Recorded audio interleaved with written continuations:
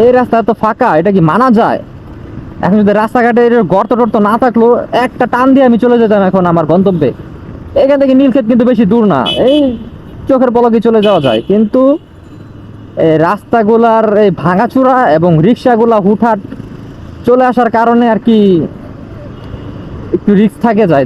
ধরেন আমি টান দিলাম, এই যে আমার চোখের সামনেই দেখেন, সামনে কিন্তু ওভারব্রিজ পার হবে এই রাস্তা দিয়ে। এদের কারণে হচ্ছে রাস্তায় আরো রিস্ক। দেখেন উপরে ওভারব্রিজ আর নিচে কত সুন্দর মানুষ পারাপার হচ্ছে। এইটাই হচ্ছে মানে কি বলবো, ক্যাপিটালিজম সমাজ। এদেরকে এখন থামায় একটা কথা মানে জ্ঞান দিতে যান বা বলতে যান যে এটা কেন করছেন, উল্টো আপনারা কি আপনাকে জ্ঞান দিয়ে দিবে।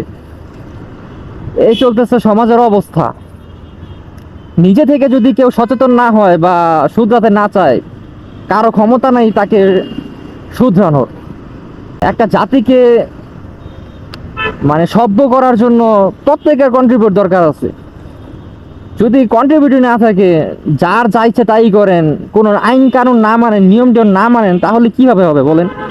আপনারা যে দেশকে উন্নত করতে চান, কিভাবে উন্নত করবেন? কারণ আপনাদের মন মানসিকতা উন্নত না।